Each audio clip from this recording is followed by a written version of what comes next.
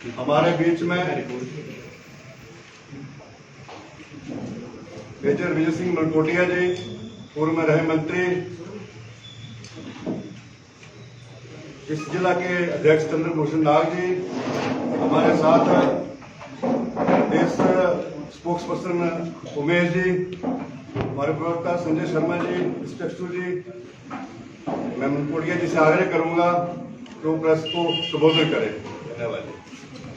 धन्यवाद राकेश जी, लोकसभा के अध्यक्ष महोदय और अन्य हमारे भारतीय जनता पार्टी के अधिकारीगण जो आज इस प्रेस वार्ता में मौजूद हैं, इनका धन्यवाद करता हूं कि आज ये अवसर प्रदान हुआ है मुझे हमारे जाने माने यहाँ मीडिया के जो हमारे प्रतिनिधि हैं उनसे एक बार फिर रूबरू होने का बहुत बहुत धन्यवाद। आप सभी आए हैं। कुछ समय से बातचीत चल रही थी, प्रस्ताव था कि निर्दलीय होने के कारण निर्दलीय होने के कारण अगर उचित हो तो मैं भारतीय जनता पार्टी में शामिल हो जाऊँ। पहले भी आए थे ऐसे प्रस्ताव, पर इस बार हालात देखते हुए और जो बढ़ती हुई परिस्थितियां हैं, पॉलिटिकल सिनेरियो, जो सियासी इस वक्त जो चित्र है, तस्वीर है, उसको देखते हुए ये बातचीत फिर आगे बढ़ी। और बढ़ते बढ़ते कुछ दिन पहले जब दिवाली का उत्सव था तो उस वक्त एक भेंट हमारी जो थी वो बिलासपुर में हमारे भारतीय जनता पार्टी के जो राष्ट्रीय अध्यक्ष हैं और हिमाचल प्रदेश के जो धरतीपुत्र हैं श्री JP नड्डा साहब आए हुए थे बिलासपुर में। अपना उनका गृह स्थान है गांव में, नजदीक है, गुमावी के नजदीक है। आमंत्रित किया उन्होंने कि आप आइएगा, यहाँ दिवाली का उत्सव है और यहाँ घर में इकट्ठा ही है और आपसे बातचीत भी हो जाएगी। तो हम गए वहाँ और श्री हर्ष महाजन जी भी साथ थे, वहीं मिले थे और उनके साथ फिर हमने दिन गुजारा। और जो उन्होंने और उनके परिवार ने हमारा हमें जो इज्जत बख्शी, जो हमारा आदर सत्कार किया, उसके लिए मैं दिल की गहराइयों से जो हमारे राष्ट्रीय अध्यक्ष हैं श्री JP नड्डा, उनको बहुत बहुत आभार व्यक्त करना, बहुत बहुत धन्यवाद। ऐसे लगता था कि राजनीति में ऐसी सभ्यता जो है, ऐसा कल्चर जो है वो खत्म ही हो गया है। पर जिस कदर उन्होंने वो त्योहार मना रहे थे तो उनका परिवार वहाँ पे सारा इकट्ठा होकर एक जैसे परिवार का सदस्य मुझे मानते हुए उन्होंने जो इज्जत बख्शी, तो जीवन भर में उनका आभारी रहूँगा। और अंत में जो ये प्रस्ताव था, मैंने स्वीकार किया कि मैं भारतीय जनता पार्टी में ज्वाइनिंग कर दूँ। तो दिन के भोजन के बाद फिर उनका प्रेस को भी बुला लूँ, अगर यहीं आपका हम स्वागत करते हैं, जैसा आप ठीक समझे दिल्ली में आना तो यहाँ कर लीजिए। मैंने कहा इससे बढ़कर बहुत मौका और कौन हो सकता है, दिवाली का उत्सव है, यहीं इस उत्सव में मैं शामिल हो जाता हूँ आपके साथ। तो उन्होंने फिर प्रेस बुला लिया था कुछ समय के बाद और वहाँ पर विधिवत तरीके से जैसे आपकी पार्टी का एक जो प्रथा है उसके मुताबिक उन्होंने पार्टी में से स्वीकार किया। स्वागत अच्छा लगा, दिल को बहुत सुकून पहुंचा कि अच्छे लोगों में आ गए। और विशेषकर वहां जो चर्चा हुई थी वो भी ये थी कि हमारा अब यही एक लक्ष्य है कि हमने इस देश के जो प्रधानमंत्री हैं आदरणीय श्री नरेंद्र मोदी, उनके हमने हाथ मजबूत करने। और मैं इसी वक्त कहना चाहता था, मैं सोच रहा था कब कहूँगा ये बात कि देखिए मैं थोड़ा प्रभावित हुआ था बहुत लंबे अरसे से। वो जब आते थे यहाँ हिमाचल प्रदेश में प्रभारी बन के, तब से भी थोड़ा परिचय था। पर जब से उन्होंने ये बोलना शुरू कर दिया, और ये बड़ी पुरानी बात नहीं है, कुछ दिन पहले भी जब वो शायद अपने गुजरात में भी, क्योंकि चुनाव हो रहे हैं हिमाचल के साथ, गुजरात के दौरे पे शायद गए थे या आ रहे थे वापस, तो आपके ही मीडिया के प्रतिनिधि ने, किसी ने पूछा कि प्रधानमंत्री महोदय क्या लगता है आपको, गुजरात और हिमाचल प्रदेश का क्या नतीजा निकलेगा? तो हंसते हुए उन्होंने कहा कि देखिए, गुजरात मेरी जन्मभूमि है, गुजरात मेरी जन्मभूमि है और हिमाचल जो है मेरी कर्मभूमि है। ये बहुत बड़ी बात है। एक देश का एक प्रधानमंत्री ये कह रहा है, अपना रहा है, अपनापन दिखा रहा है हमें। गुजरात की बात तो सब छोड़िएगा, पर हिमाचल प्रदेश को अपनाया, आज से नहीं बहुत पहले से अपनाया, और जिक्र करते करते थकते नहीं है। तो क्यों ना हिमाचलियों का गर्व हो इसी के ऊपर। तो इसलिए हमने भी यही समझा कि अब हिमाचल प्रदेश का जो विधानसभा का चुनाव है, इसमें जिस योग्य भी मैं हूं अपना योगदान पार्टी को जिताने के लिए, पुनः यहां भारतीय जनता पार्टी की सरकार बने, और उसके बाद भी हम आगे बढ़कर भी, जो हमारी बात हुई थी राष्ट्रीय अध्यक्ष जेपी नड्डा जी के साथ, वो ये थी कि 2 साल के अंदर अंदर ये 2024 में अब लोकसभा का फिर चुनाव आने वाला है। तो 2024 मोदी वंस मोर, ये भी निश्चित कर दिया, फैसला कर दिया 2024 मोदी वंस मोर। तो ये लक्ष्य हमारे सामने आ गया, हिमाचल प्रदेश विधानसभा के चुनाव का लक्ष्य, इसमें भारतीय जनता पार्टी को जिताना, और फिर जो लोकसभा का चुनाव 2 वर्ष के बाद आएगा, उसमें पुनः भारतीय जनता पार्टी सत्ता में आए, और एक बार फिर 5 वर्ष के लिए। और ये बहुत जरूरी बात है, मैं समझता हूं, जितनी भी मेरी बुद्धि है और जितना भी मेरा अनुभव है राजनीति में, समझता हूं कि it is absolutely vital for this country, absolutely vital for this country to ensure that Shri Narendra Modi is allowed to be the Prime Minister for another 5 years.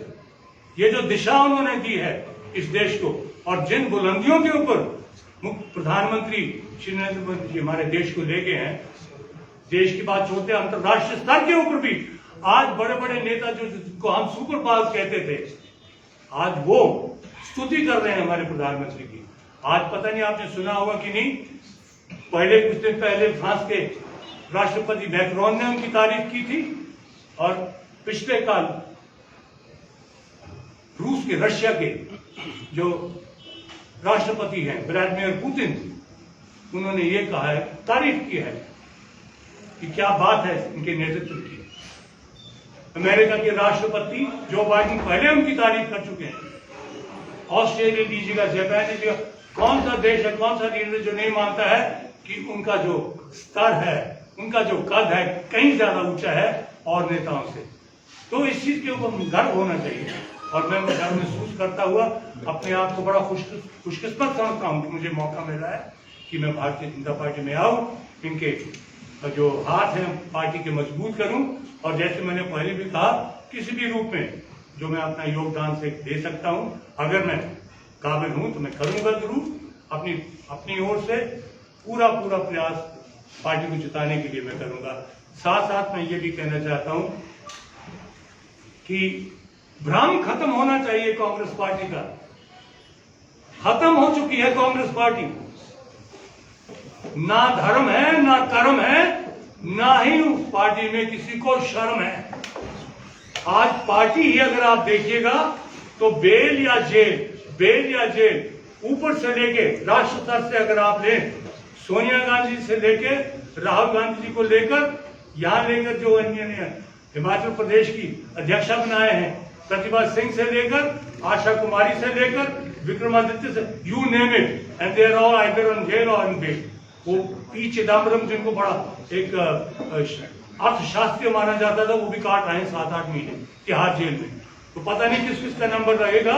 तो अगर यही क्वालिफिकेशन है कांग्रेस में प्रवेश करने की। और मैं याद दिलवाना चाहता हूं आपको बयान जो मीडिया में दिया था श्री हर्ष महाजन जो ज्वाइन किए जिन्होंने कुछ दिन पहले, और वो तो खास थे, श्री वीरभद्र सिंह जी के राइट हैंड मैन थे, कांग्रेस में उनका अपना रुतबा था, मंत्री भी रह चुके थे। इस बार वो मेरे ख्याल अध्यक्ष, 3-4 जो अध्यक्ष और बनाए थे, कार्यकारिणी अध्यक्ष वो भी थे, पवन काजल भी कार्यकारिणी अध्यक्ष थे, तो सब छोड़ गए। एक जो इनके पार्टी का अध्यक्ष था वहां चिंतपूर्णी का या गजरेट का मुझे याद नहीं, कुलदीप कुमार, वो भी छोड़ गया पार्टी, वो भी आजाद लड़ रहा है। तो भगदड़ तो है, लेकिन मैं समझता हूं कि जो असूल और सिद्धांत इस पार्टी में किसी वक्त हुआ करते थे, जब मैं भी पार्टी के साथ संबंध रखता था, वो खत्म हो चुके हैं, उनका पतन हो चुका है। बिल्कुल नैतिकता का तो अब सवाल ही नहीं रहा। और इसीलिए मैंने हर्ष महाजन जी का नाम लिया, क्योंकि उन्होंने खुद कहा, बैठे हुए थे वो, अतिरिक्त अध्यक्ष थे, उन्होंने कहा कि मेरी आंखों के सामने पैसे का लेन देन हो रहा था। किसके लिए? टिकटों के लिए, टिकटों के लिए सौदाबाजी हो रही थी। सुन लीजिएगा, तो क्या कोई उन्होंने डिपार्टमेंट खोल रखा है कांग्रेस में क्या? तो इसीलिए मैं कह रहा हूं कि उस पार्टी की बात करना, तो मैं समझता हूं कि अपनी ही तौहीन करना है। और जो अब भी पार्टी के जिनके उम्मीदवार उतरे हैं, उनका अगर आप रिकॉर्ड शीट देखें तो एक से बढ़ के एक, अगर दलाली करता तो दलाली में प्रथम न्यूमरो उनो सबसे बढ़कर, और अगर हेरा फेरी करनी है तब सबसे बढ़कर, मतलब ठगी। और आप देखिएगा कि जो आरोप लगे थे प्रतिभा सिंह के ऊपर या विक्रमादित्य के ऊपर या आशा कुमारी के ऊपर, इतने गंभीर आरोप हैं। 420 fraud, intent to loot the government, मतलब अब लुटेरे ही हैं सारे। अब लुटेरे उम्मीद करते हैं कि 5 साल भारतीय जनता पार्टी के अब हो चुके हैं, तो अब मुझे ऑटोमेटिकली अब हम सत्ता में आ जाएंगे, भूल जाएं। लड़ रहे हैं, बुरी तरह लड़ रहे हैं। सुक्खू लड़ रहा है, मुकेश अग्निहोत्री लड़ रहा है एक दूसरे के साथ, चुनाव नहीं लड़ रहे हैं एक दूसरे के साथ। किस दौड़ में लगे हुए हैं कि मुख्यमंत्री कौन बनेगा? शायद प्रतिभा सिंह जी भी इस दौड़ में है, शायद आशा कुमारी भी इस दौड़ में है। जो बेल और जेल वाले कैंडिडेट्स हैं वही सब तैयार हुए हैं। The chief ministership of Himachal is up for sale to these people. क्या बात है, कोई ईमानदारी नहीं रही, किसी इज्जत की बात नहीं कोई करता है। तो इसलिए मैं समझता हूं कि वक्त आ गया है कि हिमाचल प्रदेश में ये कुशल नेतृत्व जो है इसको पूरा देना, हमें मौका देना है। और सबसे बड़ी बात कि वो जो हाथ हमारे पर हिमाचल प्रदेश के ऊपर प्रधानमंत्री आदरणीय श्री नरेंद्र मोदी जी ने रखा है, जो उसका तप और त्याग है, उस शख्स का मानिएगा, जब वो केदारनाथ जाते हैं या बद्रीनाथ जाते हैं तो एक साधारण प्रधानमंत्री के रूप में नहीं जाते हैं, तप और त्याग है उस शख्स का, ये मान के चलिएगा। तो मैं समझता हूं कि मेरा ये सौभाग्य है, खुशी है कि आज आपके बीच मुझे भारतीय जनता पार्टी के मंच से मुझे आपको ये संबोधित करने का मौका मिल रहा है। और मैं धन्यवाद करना चाहता हूं पार्टी के जो यहाँ पदाधिकारीगण बैठे हैं, अन्य और लोग बैठे हैं, मेरे साथी सहयोगी हैं, और विशेषकर आभार प्रकट करना चाहता हूं मीडिया का, जिन्होंने मुझे बहुत वक्त दिया है, बहुत स्पेस दी है और बहुत शांति से मुझे सुना है, पहले भी जब हमने प्रेस कॉन्फ्रेंसेस की। धन्यवाद। It's in the High Court. It's a case of मानहानि रखा उन्होंने, and as per the existing law, it says that the matter is sub judice, and therefore there is a line which has been issued to me by the Honorable Judge of the High Court when it was given to me, that you are restricted from making any statement, otherwise you will be liable for contempt of court. Matter ends there. Will you support Sarveen Chaudhary? I am on the BJP platform. Any candidate who's standing for this election, I will support that candidate wholeheartedly. That means you will be supporting corruption also? I am not supporting corruption. You will have to come with me to go to the High Court to prove whether it's corruption. It has not been proved You are yet. supporting her? No, I will support the BJP She candidate. has filed a defamation case against you. I am bound by that defamation case. Yes. I am bound by that defamation. But defamation case doesn't bound you to campaign for her? Does it stop me from campaigning for her? That means you are supporting her. No, I am supporting a BJP candidate. You still don't understand the distinction. May I tell you about the distinction? That means I am if the supporting the person BJP is- candidate. This is the person is in BJP, then he is absorbed of corruption. I am not saying that. Let the High Court decide that. Lalit ji, you know the basic law more than I do. I know. Then it is the High Court to decide who is guilty. Let them decide.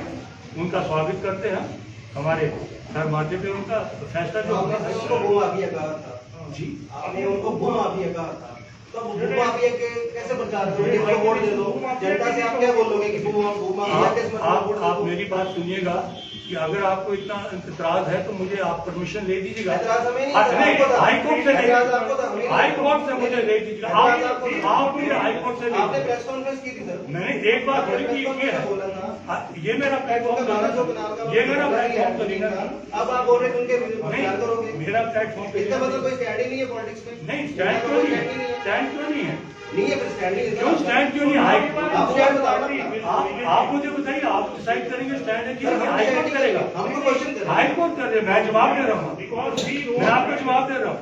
आप करेंगे decide या high court करेंगे decide? now will you आपके ऊपर प्रतिबंध है कि नहीं? मेरे पर है। आपके ऊपर प्रतिबंध नहीं है, मेरे पर है। इसलिए मैं now you both are in BJP, Sarveen and I beg your pardon? both you and Sarveen are in BJP.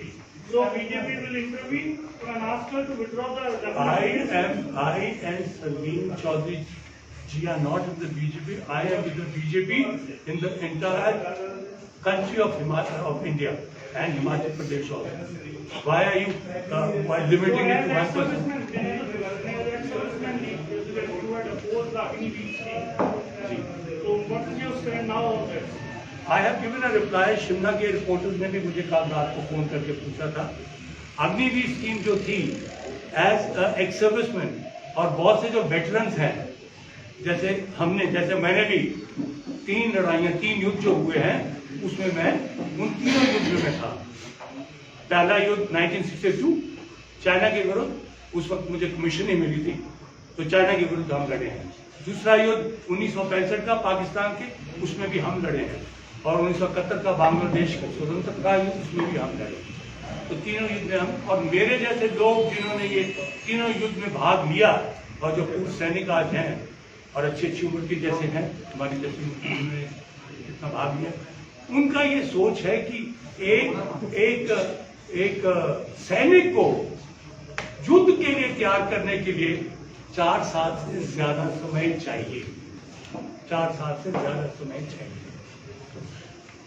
तो ये बात हमने आपके मीडिया के थ्रू भी कहा और हमने जो हमारी इंडियन एक्सलेंस लीग, जिसका मैं हिमाचल का अध्यक्ष हूँ, दिल्ली में भी हमने जाके सरकार तक पहुंचाई है कि आप सोचिएगा कि जब एक युद्ध में एक सैनिक जाता है,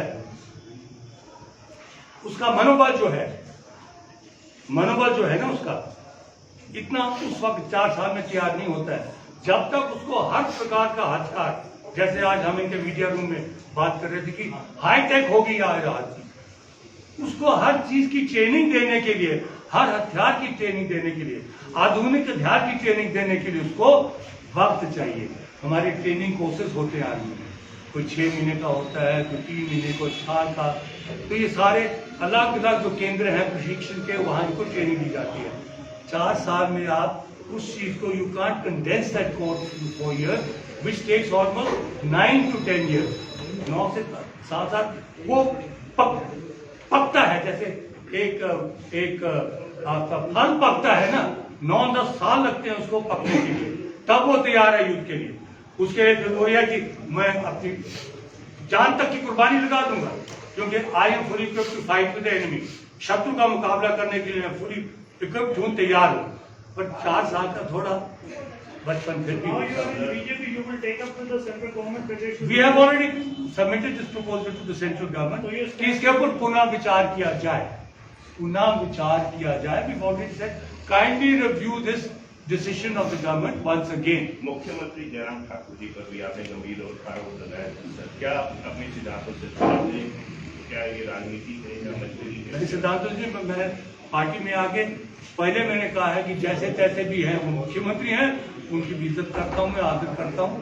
सम्मान करता हूं और पार्टी में आकर मैं उनको पुनः, अगर पार्टी ने ही फैसला करना है कि उन्हें मुख्यमंत्री बनाना है, तो मैं पार्टी के साथ हूं इस मामले में। सर, राजनाथ सिंह ने का एक बड़ा बयान आया है कि क्रिकेट और जो पाकिस्तान है उस क्षेत्र को भी जो एक बात फिर बोलेंगे सर। मैं कहा, राजनाथ सिंह का एक बड़ा बयान आया है आज जो क्रिकेट और पाकिस्तान का क्षेत्र है उसको भी जो भारत में मिलाया जाएगा, किस तरह से देखते हैं आप? ये पहले भी इसके ऊपर विचार हुआ है हाईएस्ट लेवल के ऊपर। मेरे साथ कोई, जब वो सर्जिकल स्ट्राइक हुई थी उसके बाद मेरे ख्याल ये डिस्कशन जो है, चर्चा शुरू हो गई थी दिल्ली में कि क्या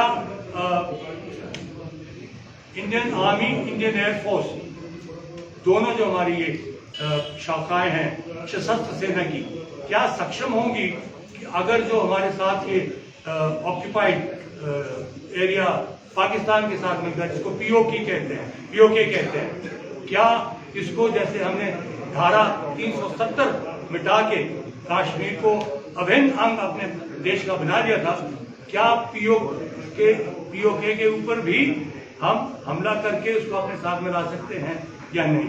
उसमें एक बहुत जो एक मूल बात है वो ये है कि वहां के लोग पाकिस्तान से परेशान हैं। जैसे पाकिस्तान ऑक्यूपाइड कश्मीर, पीओके के लोग परेशान हैं, वैसे बलूचिस्तान के भी वो भी मदद मांग रहे हैं कि हमें पाकिस्तान से आजादी चाहिए।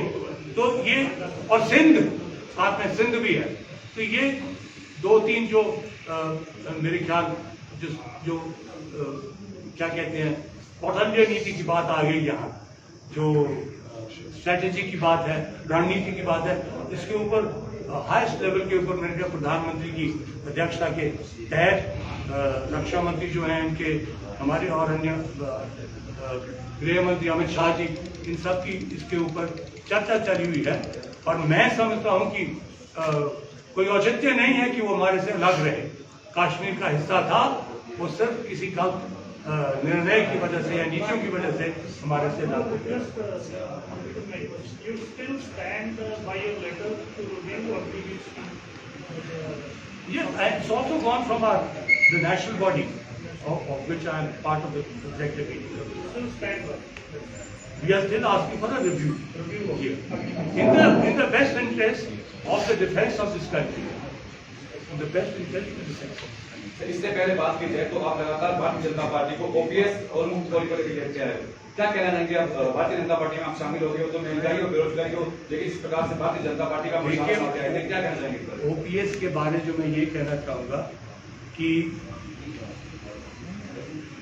दो राज्य हैं जिसमें कांग्रेस की सरकार है, राजस्थान और छत्तीसगढ़, और एक राज्य है जिसमें मिली जुली सरकार की बनी है कांग्रेस के साथ, झारखंड।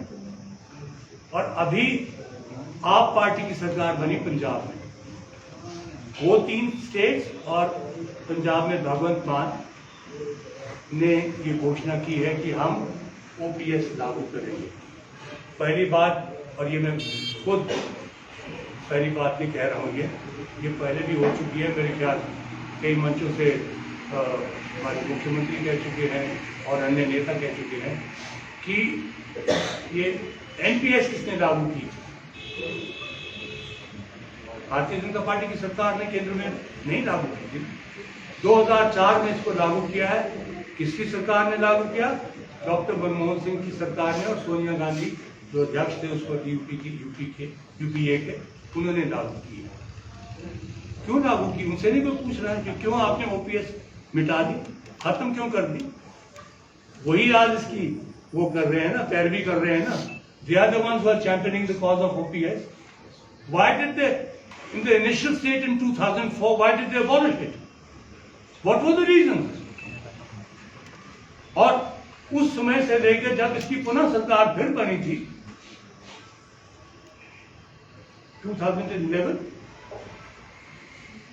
2014 तक रही ना इनकी सरकार, सेकेंड टाइम। अगर वो भी टाइम था, अगर इतनी ही सहानुभूति थी ओपीएस के लिए, तो उस वक्त क्यों नहीं उन्होंने फिर संशोधन किया, फिर से क्यों नहीं पुनः लागू किया? तो आज क्योंकि चुनाव आ गए तो ये मुद्दा बना रहे हैं।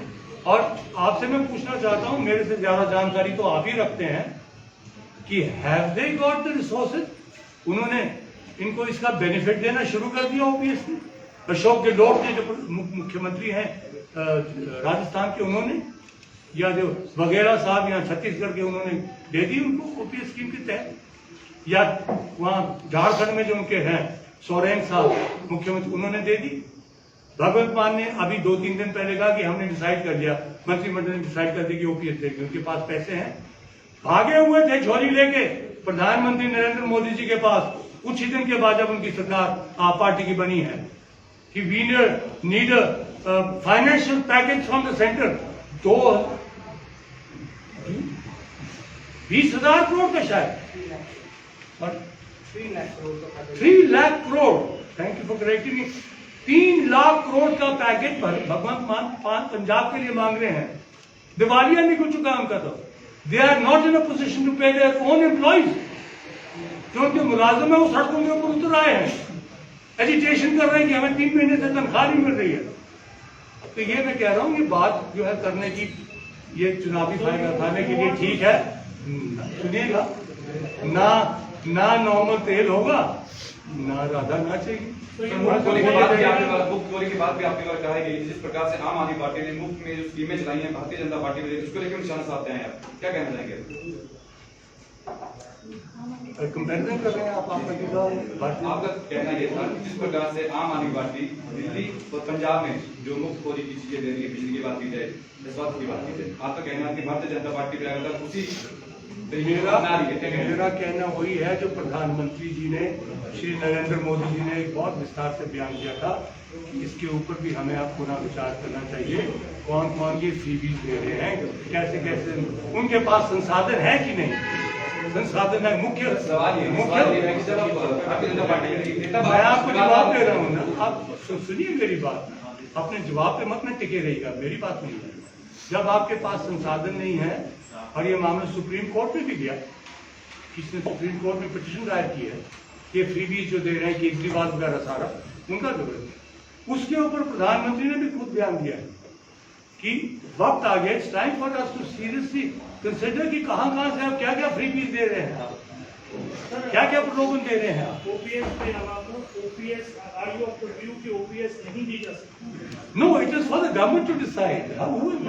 आपने तो मुझे उस औहदे तक पहुंचा दिया कि कल मैंने ही फैसले करने होंगे दादाजी। I have said so that two things. I think at one point of time एक वक्त इसके ऊपर जो सवाल प्रधानमंत्री से पूछा गया, उन्होंने कहा कि जरूरत है, आवश्यकता है कि हर राज्य इसके ऊपर बैठ के, केंद्र के साथ बैठ के पहले इसके ऊपर गंभीरता से विचार करे कि हम संसाधन कैसे जुटा सकते हैं, because the financial implications are the losses, they are the losses. अब हमारी 1 रैंक 1 पेंशन, जो भूतपूर्व सैनिकों की बात आपने की थी, एक्स सर्विसमैन की 1 रैंक 1 पेंशन की 40 साल तक ये मुद्दा लटकता रहा। 40 साल हम एजिटेशन करते रहे, संघर्ष करते रहे, सड़कों के ऊपर उतरे, प्रधानमंत्री के पास वहां दिल्ली तक पहुंचे, वहां दिल्ली एजिटेशन की, सरकारों ने लटकाए रखा। और कौन सी सरकारें थी? वो कांग्रेस पार्टी सरकार। देंगे देंगे देंगे, जाते वक्त जब वो जा रहे थे 2014 में, तो उनके फाइनेंस मिनिस्टर जो है, वित्त मंत्री श्री पी चिदम्बरम, क्या कहेंगे, जो उन्होंने इंटरिम बजट दिया था 500 करोड़ एलोकेटेड देंगे, इंटरिम बजट, क्योंकि वो दे नहीं सकते थे, फुल प्रेजेंट नहीं कर सकते थे, इलेक्शन आ रहा। 500 करोड़ अल्टीमेटली श्री नरेंद्र मोदी जी हमारे प्रधानमंत्री थे, जिन्होंने पहले ही चुनाव से पहले कहा था, रेवाड़ी में एक रैली की, हम एक्स सर्विसमैन ने 5 लाख एक्स सर्विसमैन हिंदुस्तान के वहां इकट्ठे हुए थे, जनरल वीके सिंह जी भी वहीं थे। और उस मन से जब हमारी ये मांग सुनी थी, तो उस वक्त वर्तमान प्रधानमंत्री ने कहा था, अगर हमारी एनडीए सरकार बनती है, भारतीय जनता पार्टी सरकार में मुझे मौका मिलेगा प्रधानमंत्री बनने का, तो हम लागू करेंगे। It took him 1.5 years to understand the financial implication.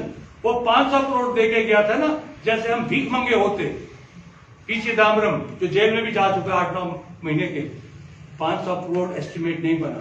Ultimately जब वो मनोहर पारिकर, श्री स्वर्गीय मनोहर पारिकर, उनके साथ बैठ के जब एक्सरसाइज हुई It came to 13,000 crore financial implications on the central government budget. और अल्टीमेटली जब पेमेंट हुई है और बहुत फायदा मिला, 1-1 लाख 2-2 लाख रियायत मिले विधवाओं को, शहीदी विधवाओं को, परिवारों को, एक्स सर्विसमैन को, कितना बना? 17,000 करोड़ का बर्डन वह हमारे फाइनेंशियल्स के ऊपर, एक्सचेकर के ऊपर बना है। 17,000 करोड़। तो ये कहां की बात करते हैं कि ये करेंगे वो करें? बताइए आप, अगर आप संसाधन जुटा सकते हैं तो जरूर मेरे ख्याल प्रधानमंत्री और सारी पार्टियां ये फैसला लें at the national level, let them have a all India conference on this, जैसे प्रधानमंत्री ने सजेस्ट किया कि हम सब राज्यों के साथ बैठ के इसके ऊपर गंभीरता से विचार करें। Then you might come across a solution. One question. Do you think the Agniveer scheme is an election issue in this in Himachal? No. I will say no. You will ask me why are you saying no? Because the number of people who are going for recruitment is mind-boggling. हमने सोचा था कि लोग वहाँ कहेंगे 4 साल के लिए काय के लिए जा, 4 साल के लिए तनख्वाह मिलेगा, एक पैकेज मिल जाएगा हमें 38 लाख का या 40 लाख से क्या बनेगा। फिर कह रहे हैं कि हम आपको पब्लिक सेक्टर में या प्राइवेट सेक्टर में एडजस्ट कर लेंगे, क्या बनेगा हमें, कि क्लास 4 में लगाएंगे। लाखों लोग जहाँ जहाँ रिक्रूटमेंट हो रही है ऑल ओवर इंडिया, लाखों लोग जा रहे हैं। यही हिमाचल में हजारों लोग यहीं पहुंच गए। There is a requirement, there is a requirement for 25% will be retained permanently, 75% will be sent home, but they said we will find them alternate employment. ये उसका जो आप पूर्व में हिमाचल के पर्यटन को लेकर खास करके धर्मशाला के पर्यटन को लेकर एयरपोर्ट विस्तारीकरण, सेंट्रल यूनिवर्सिटी के मुद्दों को बड़ी जोर से आज की डेट में आप बीजेपी में, और बीजेपी डबल इंजन की सरकार है स्टेट और सेंटर में, अगर भविष्य में पूरी करती है तो इन मुद्दों के लिए आपका क्या रुख रहेगा और कैसे इनको देखते हैं? प्रेम जी, और भी जोर लगाऊंगा मैं।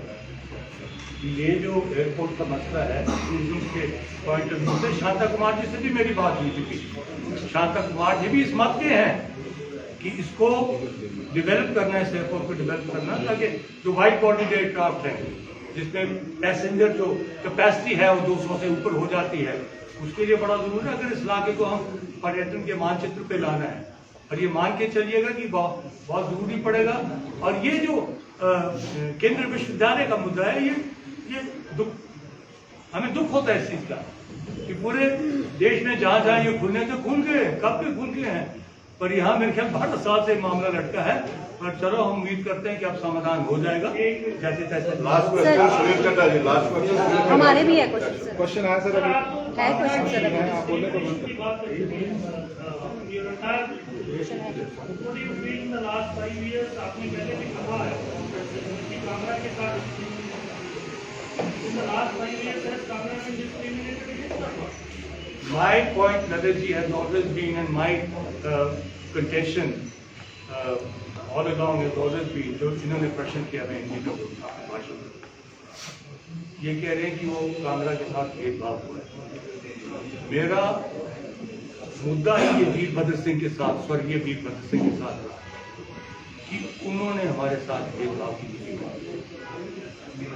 और जो कांगड़ा का हक उनको देना चाहिए था वो कांगड़ा का उन्होंने शोषण किया, नेतृत्व को उन्होंने खत्म कर दिया, कांग्रेस के मुख्यमंत्री होने के नाते बिल्कुल खत्म कर दिया।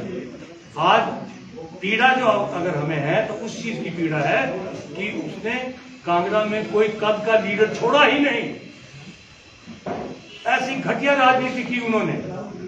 यहाँ जो अब जो हो रहा है वो तो यहाँ के जो नुमाइंदे हैं, प्रतिनिधि हैं, वो करवा रहे होंगे। अगर वो महसूस करते, मैं इलेक्टेड एमएलए नहीं हूँ, अगर वो महसूस करते हैं कि अभी तक जितना विकास होना चाहिए नहीं हुआ, उनको बोलना चाहिए इसके ऊपर। और मैं सोचता हूँ बोले भी होंगे, वो डिसाइड करें। पर मेरा शुरू से मुद्दा रहा है वीरभद्र सिंह के विरुद्ध, जिसने मैं समझता हूँ कि कांगड़ा को बर्बाद करके रख दिया, लीडरशिप के तौर के ऊपर, विकास के तौर के ऊपर, डेवलपमेंट के ऊपर। ये मैं समझता हूँ। सर लास्ट क्वेश्चन सर, कल आपकी मुलाकात हुई थी सर चौधरी से, तो बातचीत क्या होगी? सर जनता को बताना चाहिए कि आप सेवादल उनके साथ मिले हैं और चुनाव का वक्त है और आपने विरोध किया था उनका, तो मेन एजेंडा क्या था बातचीत का? अच्छा बताओ ना जी। अच्छा, आप समझते हैं कि आपका ये फंडामेंटल राइट है? मेरा राइट नहीं है सर। मैं आपको बता देता हूँ, आपको बता देता हूँ, इतना आक्रमण मत होइएगा। सभी के साथ मेरी मुलाकात हुई है, अध्यक्ष भी आए थे और भी आए थे, और मुझे उम्मीद है और उनसे भी मुलाकात होती रहेगी। I am part and parcel of this organisation. उनके साथ जो बात हुई, फोन आया था, सुबह आया था, कल स्वागत किया उन्होंने फोन के ऊपर मेरा कि आप आगे हैं और मैं भी आपसे मिलना चाहती हूँ। कब आऊँ? मैंने कहा आप बताइए कब आएंगे, बड़ी खुशी से उनका शाम को मैं आता हूँ 5:30 बजे, इसलिए वो तशरीफ लाए। उनका मैंने भी स्वागत किया, उन्होंने पार्टी का स्वागत किया, और फिर चुनावी रणनीति के बारे में डिस्कशन हुआ कि कैसे कैसे चुनावी मेरा आपसे एक सवाल है। आपने मनकोटिया जी, आपने एक बात कही कि हाई कोर्ट में मैटर है, सब जुडिस है। क्या हाई कोर्ट ने आपको मना किया है कि आप इस बारे में बात ही ना करें? मैं डेफामेटरी बोलने के लिए कुछ नहीं कह रहा हूँ, मैं सिर्फ आपसे एक सवाल है कि आपने ईडी की डिमांड की, सीबीआई इंक्वायरी की डिमांड की, आपने कहा मुख्यमंत्री को उनको निष्कासित जो किया मैंने है। कहा वो मुझे पता है, ठीक है, मैं आपको जवाब दे रहा हूँ। भारती जी, Do you want to please her to withdraw the Bharti case? Ji, there are 2 lines. आप मंगवा लीजिएगा, you can go to the net, get the information what the High Court has issued the orders to me. ठीक है ना? You will find that there are 2 lines in the end, which prohibits me from making any statement regarding this case until the matter has been decided by the court. So how will you convince the people, sir? आप उनकी convince convincing the करने people जाएंगे को तो पर- मेरे पर छोड़िएगा ना, और पीपल में तो मैंने जा रहा है ना, इस मंच से मैं जाऊंगा ना, थैंक यू, करूंगा। बहुत बहुत धन्यवाद। हमारे साथ चाय पिएंगे।